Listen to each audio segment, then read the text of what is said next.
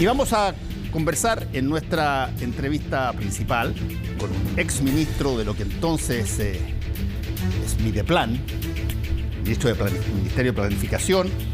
Además, fuiste secretario de la Reforma Educacional en el periodo de Michelle Bachelet, militante demócrata cristiano, parlamentario también. Andrés Palma, gracias por estar con nosotros acá. No, gracias Fernando por invitarme. Me dijiste que esta era la primera de una serie, parece. Eso sí, me interesa mucho. Claro, vamos a hacer todas las semanas vamos a tener una entrevista de alguien que se presenta como candidato a el nuevo consejo que va a pretender reanudar todo el proceso de generar una nueva constitución. Tú eres el primero de los candidatos que viene acá y así todas las semanas vamos a tener uno hasta que se cumpla el proceso electoral. Bueno, aquí estamos, sí. Tú medio te enredaste al definir el proceso porque es un poco complicado y la gente está... ¿Cuál proceso? No, el proceso constituyente. Sí, bueno, es que eso hoy día es un proceso donde antes, aparentemente, en el anterior proceso, había una serie de cosas bien estructuradas. Había escaños reservados, había paridad, había una serie de modos, etcétera, que muchos de ellos no estoy tan seguro que hoy día vayan a funcionar. Y los constituyentes hoy día, los concejales, digamos, o los consejeros, tienen este concepto de experto que hace que en vez de entender más, a veces se entiende menos. ¿Qué significa un experto? Pero es que por eso es medio confuso, porque a diferencia de la Convención Constitucional, que partió absolutamente de cero, ahora los que seamos electos como consejeros constitucionales para redactar la Constitución vamos a partir de un borrador que va a elaborar esta reunión de expertos, que son 24 expertos, 12 varones y 12 mujeres, que nos van a entregar un borrador de texto. Entonces no vamos a partir de cero, sino que vamos a partir de un borrador que nos tienen que entregar. Y eso yo creo que va a ser más eficiente el trabajo, pero también lo va a hacer menos flexible, ¿ya? Sí. Pero hay mucho grado de flexibilidad igualmente. Ahora, entendiendo que se cometieron una serie de errores, por eso es que el resultado fue como fue, habiendo tenido una posición extraordinariamente mayoritaria la convocatoria a una nueva constitución, ¿qué tanto de lo que ocurrió anteriormente cala en los candidatos que pretenden integrar este consejo? Es difícil decirlo, pero yo creo que mucho de lo que se reflexionó y se discutió en el proceso de la Convención Constitucional va a estar presente en la reflexión del Consejo Constitucional. Por lo pronto, el tema de la paridad, de todas maneras, ya está dentro de los límites, digámoslo así, el Estado social y democrático de derecho.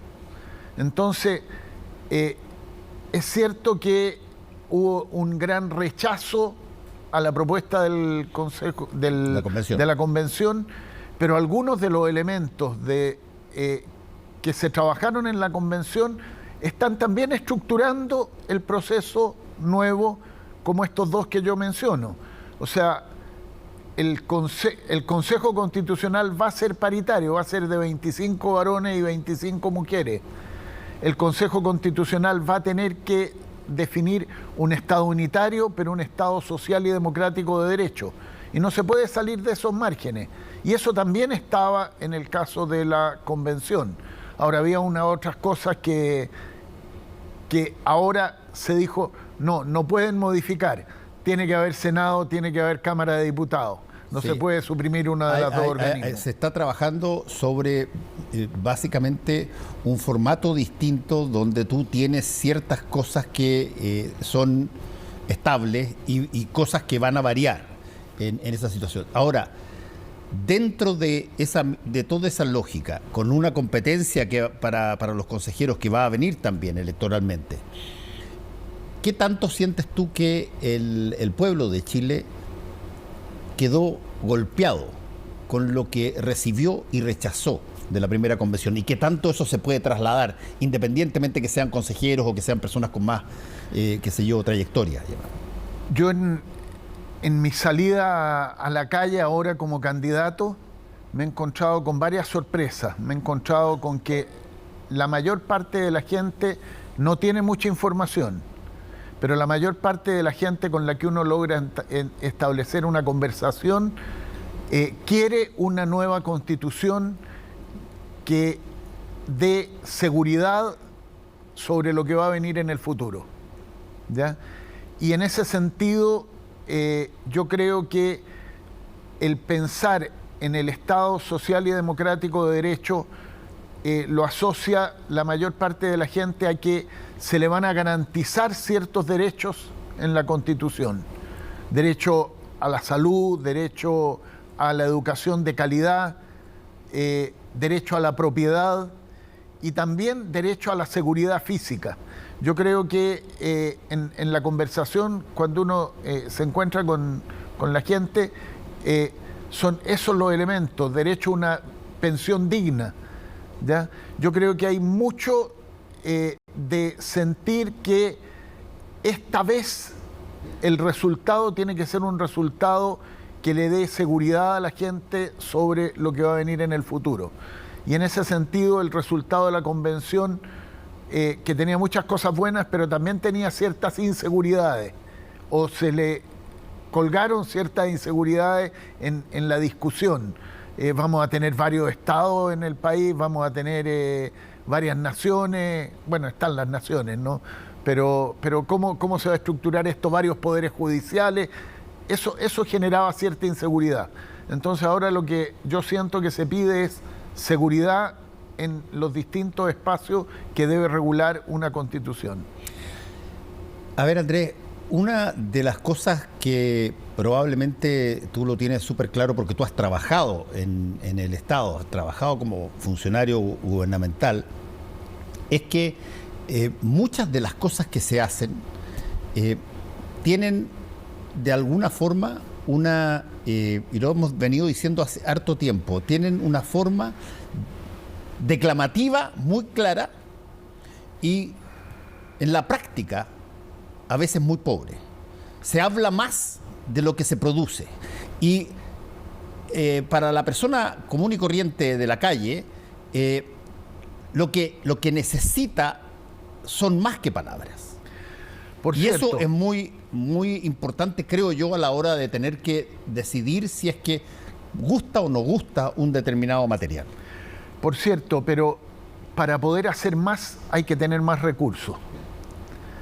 Yo te voy a poner un ejemplo. Yo fui director del programa Chile Barrio en el gobierno del presidente Lagos. Y el programa Chile Barrios tenía los recursos planificados para, en un periodo de 6 años, terminar con la situación de 110.000 familias que vivían en campamentos. Y estaban los recursos y terminamos con la situación de esas 110.000 familias que vivían en campamentos. Ahora nuevamente hay 110.000 familias que viven en campamentos, pero se vota una reforma tributaria en el Congreso y hay una mayoría, mayoritariamente gente de derecha, pero también gente que se dice de izquierda, que dice no queremos que haya más recursos para el Estado. ¿Cómo vamos a resolver entonces el problema de las 110.000 familias que viven en campamentos si no proveemos los recursos? ¿Cómo vamos a terminar con las listas de espera si no proveemos los recursos? Entonces, claro, en una constitución hay algo declamativo, declarativo, pero para poder transformar eso en realidades se necesitan recursos. Y en este país nos ha costado ponernos de acuerdo en esa necesidad de recursos. Nos ha costado, cada vez que hay una discusión sobre mejorar los beneficios sociales, hay sectores que se oponen a que haya más recursos para mejorar los beneficios sociales. El incremento de la PGU ahora no tiene financiamiento. Entonces dicen, bueno, pero hay mucho ingreso del litio. Pero eso es un ingreso transitorio. Yo como profesor de economía tengo que decir ingresos permanentes para financiar gastos permanentes. Porque si yo vendo el auto para comer, de repente se me va a acabar la plata y me voy a quedar sin comer. Entonces yo no puedo estar destinando recursos que no tengo garantía que los voy a tener en el futuro a lo que son los beneficios sociales que van a ser permanentes. Ahora, pero ahí hay un punto bien interesante y que probablemente es bastante delicado también, que el solo hecho que el Estado provea para sectores de la población es una intervención estatal que no se quiere, que no se gusta. Y en una nueva constitución, las facultades que el Estado tenga para financiar determinadas cosas va a ser una discusión interesante en esa sala. Porque hay una falsa definición. Aquí se dice: el Estado no puede intervenir en la sociedad más que cuando los privados no pueden hacerlo. Y eso es lo que se ha definido como el principio de subsidiariedad.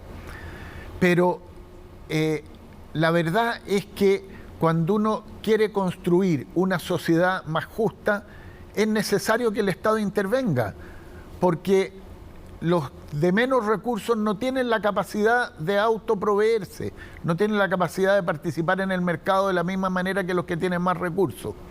El otro día, en una reunión, en una visita en la comuna de Huechuraba, una señora me decía: en Chile funciona el chorreo.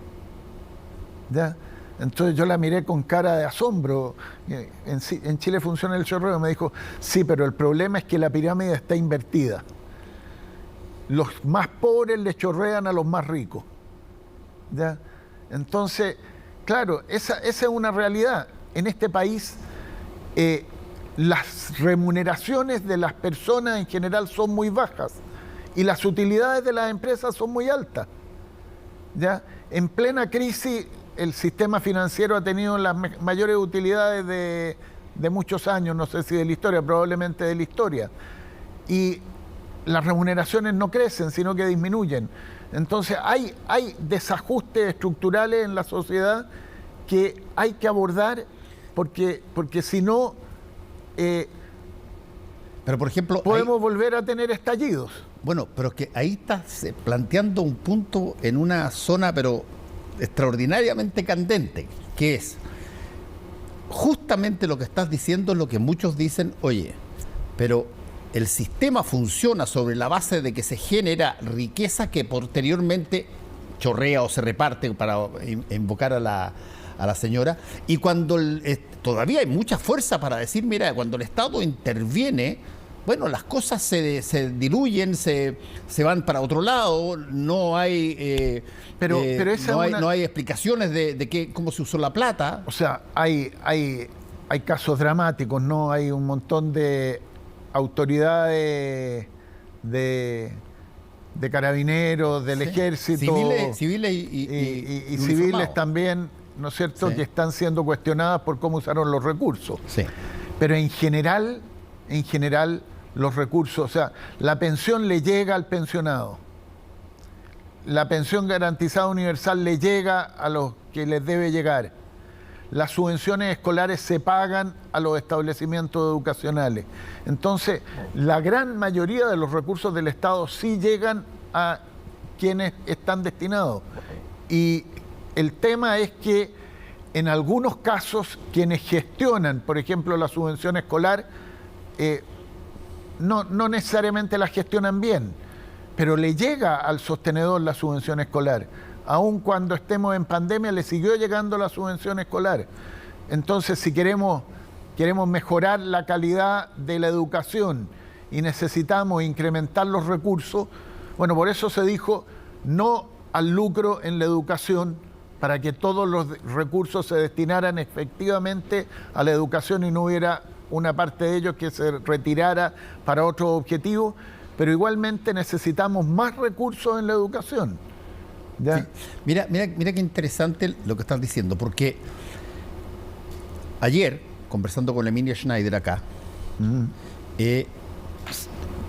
dio cuenta ella de una situación que, a las luces de el combate ideológico en el que estamos entreverados desde ya hace mucho tiempo, pareciera una cosa anormal o absurda, pero resulta que, por ejemplo, todo lo que tiene que ver con cuidado y sobre todo con estudio y cuidado, con los estudiantes que tienen que quedarse a cuidar familiares o hijos, etcétera. Bueno, hubo unanimidad en la Cámara para esa moción. Cuando uno estaba esperando que de ahora en adelante, por la composición que tiene el Congreso, bueno, todo fuera peleado, atajo. Pero no, hubo unanimidad para aprobar esa situación. ¿Qué tanto crees tú que existe una voluntad semejante para cosas que ya tienen que ver con otras materias, entre las cuales están los recursos que el Estado tiene que dar a este tipo de situaciones? Lo que ocurre, por ejemplo, en ese caso, es que hubo unanimidad para aprobar el sistema de cuidado. Pero el sistema de cuidados, para que sea operativo, requiere recursos. Sí, pues. Y no hubo unanimidad para aprobar el incremento de los recursos para financiar eso. Entonces la gente dice, se aprobó esto, pero no pasa nada. Claro, no pasa nada porque no se aplicaron los recursos que hay que aplicar. Hoy día conversaba con Jorge Araya, que es un especialista en los temas de seguridad, y me decía, él se reformó el sistema de protección de menores y hay un servicio, no recuerdo el nombre ahora, el Sename se dividió en 2 unidades, ¿no es cierto? Uh-huh. Pero él me decía, cuando se creó se crearon las fiscalías, hubo una inyección de recursos del Estado de cientos de miles de millones de pesos para que esto operara bien. En la reforma procesal penal. Sí. Pero se crea el nuevo sistema de protección a los menores y no hay ningún recurso adicional del Estado. Entonces, ¿cómo vamos a atender a esos menores que los queremos atender mejor si no se ponen más recursos del Estado? Y cuando se piden recursos al Congreso, el Congreso dice no. Y cuando se piden los recursos al Congreso y se dice, bueno, vamos a intentar hacer una modificación, viene un grupo de gente muy poderosa y dice, sí, pero no nos toquen a nosotros. Entonces, el problema de este país es que hay gente que está muy bien en su situación personal, muy satisfecha, y no entiende que hay otros que esa satisfacción personal de ellos es a costa del esfuerzo de otros. Y por eso remuneraciones tan bajas. El mismo tema del sistema previsional. ¿Por qué estamos discutiendo el tema del sistema previsional? ¿Por qué tenemos pensiones tan bajas? Porque las remuneraciones han sido bajas. Si las remuneraciones hubieran sido altas, se podría haber acumulado más ahorro y podría haber pensiones más altas. Pero es como un círculo vicioso. Y claro, una nueva constitución no va a cambiar esto de la noche a la mañana, pero podemos ir asegurando el futuro a través de poner en la constitución mecanismos que nos ayuden a sumarnos todos en la perspectiva de los acuerdos. Déjame plantearte otra variable que ocurre simultáneamente con todos estos cambios que se están produciendo. Una de las cosas que están pasando, y tú probablemente lo conoces muy bien porque en tu partido ha pasado mucho, es que aquello que parecía muy fuerte, muy estructurado, muy monolito en términos de los partidos políticos durante mucho tiempo, empiezan a desgajarse, empiezan a formarse nuevos partidos, nuevas tendencias, empiezan a aparecer personas que eran emblemáticas de determinadas corrientes y pasan a formar parte de otras. ¿Qué tanto esa situación, que ha pasado varias veces? Yo me acuerdo cuando a finales de los años 60 y principios de los 70, bueno, se produce un desgaje también en la democracia cristiana, primero del MAPU, después de la izquierda cristiana, que termina en la Unidad Popular, y empieza a haber una serie de formaciones de nuevos partidos, en la derecha también. Bueno, ahora se está más o menos en una situación así. Tú eres de un partido que históricamente tuvo mucha potencia, muy poderoso, Pero ¿cómo estás viendo ahora las variables que implican que tú ves cada semana o cada mes un montón de personas que eran camaradas tuyos que ya no están en tu partido? Bueno, es una situación, yo creo que el ambiente de polarización, cuando la sociedad se polariza, quienes están ubicados más al centro del espectro político, también se van polarizando. Entonces unos van hacia un lado, otros van hacia el otro, y el centro se reduce. Eso hace que la sociedad pierda estabilidad, porque para tener acuerdo, es muy difícil poner de acuerdo a los dos extremos, pero si hay una situación de acercamiento, de diálogo, es más fácil ponerse de acuerdo, y eso es lo que se necesita en la sociedad, y eso es muy importante, porque eso sí es de la esencia de una constitución. El sistema electoral, el sistema de partidos políticos, es como definir la casa en la cual nosotros vamos a habitar. Y eso es de la Constitución. Entonces, a mí me gusta mucho, por ejemplo, el sistema electoral y el sistema institucional alemán. En Chile no vamos con el sistema parlamentario, pero podríamos ir a un sistema semiparlamentario. Pero en el sistema alemán uno vota por una persona y vota por un partido. Y el Parlamento se conforma por los votos de partido, ¿ya? O sea, si la democracia cristiana alemana saca el 25% de los votos, va a tener el 25% de los parlamentarios, ¿ya? Pero además, para que un partido pueda entrar al Parlamento, requiere sacar el 5% de los votos. Entonces, por lo menos. ¿Cómo? Por lo menos el 5%. Por lo menos el 5% de los votos. Entonces no hay esta realidad que tenemos en Chile de que hay 20 y tantos partidos en el Parlamento, ¿ya?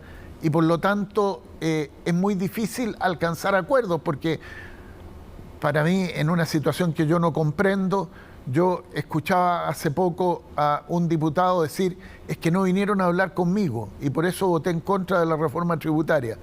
O sea, ir a hablar con 155 parlamentarios para aprobar un proyecto tan importante, claro, alguien puede decir, el ministro de Hacienda debió haber hablado con los 155, pero ¿para qué están los partidos? Claro. ¿Ya? ¿Para qué están los partidos? Los partidos tienen que dar gobernabilidad porque tienen que tener acuerdos. Si el partido toma un acuerdo, entonces el parlamentario tiene que cumplirlo. Y si no lo cumple, tendrá que ser sancionado. Una persona que se sale de un partido no debiera conservar el cargo parlamentario, porque fue electo por un partido. Ese marco es fundamental para que haya gobernabilidad y para que haya la posibilidad de ir resolviendo los problemas. Te voy a poner un ejemplo. Reforma de pensiones. Presidenta Bachelet presenta un proyecto de reforma de pensiones. La oposición de esa época, claro, de esa época se opone, más los votos de algunos partidarios de la presidenta Bachelet que consideraban que la reforma no era suficiente y se pierde la reforma de pensiones. Viene el presidente Piñera, presenta un proyecto de reforma de pensiones. El mismo cuadro, una situación muy parecida. Ahora el presidente Boric presenta un proyecto de reforma de pensiones y estamos en una situación de empate. Entonces necesitamos que haya por así decirlo, la obligación de alcanzar acuerdos en el Parlamento para que el país pueda progresar. Y esa obligación de alcanzar acuerdos es que se formen mayorías sólidas en el Parlamento que sean las que gobiernen. Porque si no, en cada proyecto se ordenan las cosas de una manera distinta y tenemos lo que nos pasa con el tema de pensiones, que llevamos 3 gobiernos que todos decimos hay que reformar el sistema de pensiones, pero a la hora de los que hubo no están los votos para reformar el sistema de pensiones. Bueno, Andrés, se nos acabó el tiempo, pero como dije, tú vas a inaugurar esta sección que vamos a tener cada semana con candidatos a consejeros que vienen de distintas ideologías, de distintos partidos, de distintas situaciones, porque yo tengo la impresión, no sé si estamos de acuerdo, que tú puedes perder una convención constitucional. Es decir, el país. Claro, el país puede perder una convención constitucional. Pero el país no puede perder dos. Yo Ahí estoy estamos totalmente de acuerdo, estoy totalmente de acuerdo, y por eso es tan importante informar y que tú invites y que se pueda seguir debatiendo esto e informar sobre esto que estábamos conversando al final, porque la institucionalidad que creemos que vayamos a crear es la que nos va a permitir resolver los problemas o nos va a permitir seguir en una situación en que todos decimos, tenemos que hacer esto, pero no lo hacemos. Andrés Palma, muchas gracias por haber estado con nosotros. Gracias, Fernando, por invitarme.